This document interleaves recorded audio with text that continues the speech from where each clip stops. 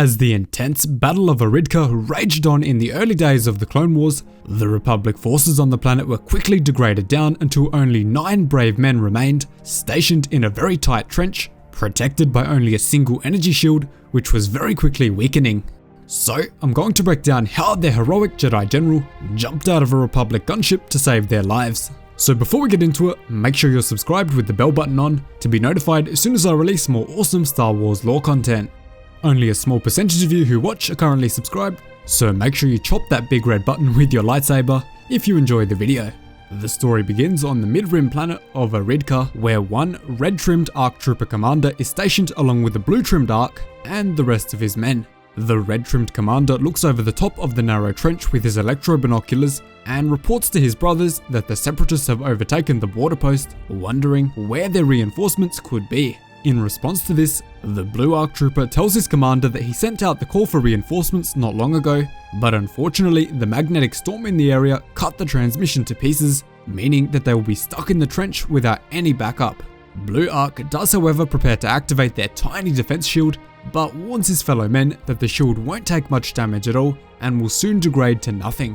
Following this, one of the other clone troopers walks up to his commander and asks him if they should fall back behind the city walls for extra protection against the impending separatist advance. But before he can even finish his point, his commander cuts him off and firmly tells him, "No, we make our stand here. We can't let the separatists take the city," before demanding that the group put out another support call, and this time to mark it urgent. The commander also demands to know how much longer they have before the shield completely collapses and exposes them to the separatist forces, and is told in return that they don't have long at all.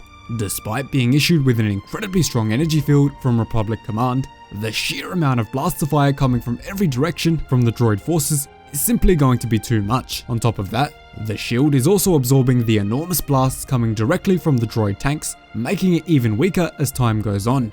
And as usual, let me know down below what you think red trimmed ARC Commander and blue trimmed ARC Trooper should be called, since we unfortunately are never given a name for these two awesome troopers. After this, the massive horde of separatist B-1 battle droids, flanked by hover tanks, begin to march towards the clones' trench, putting them only moments away from a horrible end.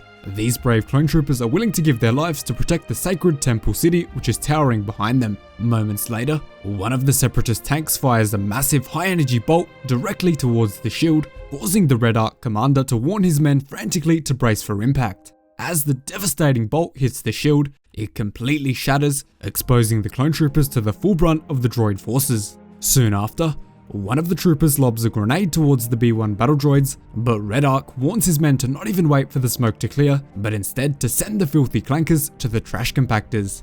These brave men are now in their most desperate moment. At this point, they believe that nobody is coming to rescue them, and that their only way to escape from their savage horde of droid forces is to run straight into them and pray to the gods of Kamino. Let me know down below right now, would you prefer to go out rushing towards the enemy in a blaze of glory? Or would you prefer to hide in the trench and hold on, hoping that some good luck will come your way, and maybe someone will come to rescue you? The brave clone troopers fire a flurry of blaster bolts towards the battle droid forces, fighting valiantly and knowing that any moment now they will be completely overwhelmed by the sheer amount of droids marching towards them. Despite knowing that their death is about to come, the thought of giving up never even enters the minds of these clone troopers, as they know their duty and the oath they swore to protect the Republic. One by one, the clone troopers in the trench are slowly being picked off by thermal detonators coming from the droid forces and precise blaster bolts to the chest. Fear of course rushes through the minds of these brave men, but they have been trained since their birth on Kamino to give their lives for the Republic and to carry out any order given to them, no matter what the risk to their own life is. One clone trooper even pulls a dead B-1 battle droid up, using him as a shield to block the incoming blaster fire as he leaps out of the trench. I've gotta say, this is an awesome move. Soon after, as the battle droid forces simply become too much, one clone trooper calls out to his commander and frantically says, "We're in trouble." The B-1 battle droid forces then demand that the clones surrender, but before they can press this issue any further, a single lone Republic gunship zooms through the air above them before instantly being shot down and torn to shreds in mid-air. Every clone on board the gunship will unfortunately meet their end once the gunship crashes into the surface, but the troopers in the trench quickly notice a mysterious figure falling from the flaming gunship. As the mysterious figure hits the ground, the clone troopers are left in shock, seeing the heads of B1 battle droids flying all over the place, with arms and legs soon following. The clones are even more confused as they see bright flashes of light absolutely tearing the droids in front of them to pieces. It is of course a Jedi, General Plo Koon. Red Arc Commander is of course relieved to see Master Plo arrive at the trench and tells him that his men have held out for as long as they could, but their requests for reinforcements were cut off. Plo Koon then responds to Red Arc, but strangely he responds in his native Keldorian language. Red Arc is of course left shocked by this and says, "Sir, I don't understand." Plo Koon then continues speaking in Keldorian, but this time points at one of the separatist hover tanks, ensuring that Red Arc gets the message. He then immediately fires his grappling gun towards the tank, providing a path for Plo Koon to balance himself on, while dodging and weaving around the barrage of blaster bolts and eventually slicing a massive cut into the tank.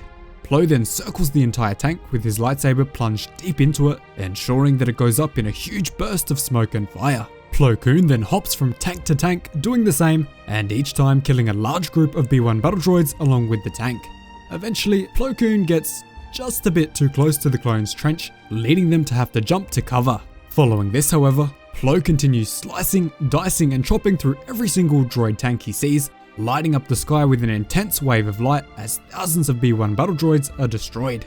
Soon after, Red Commander and his men move out of the trench to greet their general and thank him for his heroic actions. For some strange reason, Plo Koon again decides to speak in his native Keldorian language to the clones, but because these men have served with Master Plo for so long, they are able to work out a small amount of what he said. One of the regs in the group asks Red Commander, "What did he say, sir?" To which the Red Commander is only able to work out a small amount, but relays that General Plo Koon said, "One battle, one Jedi." Red Commander has absolutely no idea what it means, but he can't argue with it as his general just saved him and his men from certain death at the hands of the droid army. The reg is of course very confused at this, but Plo Koon simply leaves them with that one final message before jumping into a nearby cavern for some unknown reason. I'm sure he's on his way to rescue another group of clones somewhere on the planet, or maybe even some of the locals. But let me know down below where Plo Koon ranks on your list of top Jedi after seeing this. He would just be such a fun Jedi General to serve under, but let me know, would you like to serve under Plo Koon, or would you like to serve under one of the other Jedi Generals? I'd say probably Anakin Skywalker is my top pick, but Plo Koon would definitely be up there. And also let me know why you think Plo Koon chose to speak to his men in his native language, leaving them confused at exactly what he said. Maybe he trusts so greatly in his clone troopers that he doesn't even have to use words that they understand to convey his message and still achieve the objective. So that is the Jedi who jumped out of a Republic gunship to save his men, Plo Koon. Thanks so much for watching, really hope you enjoyed the video. Remember to leave a like and subscribe for more. Cheers guys, hope to see you in the next one.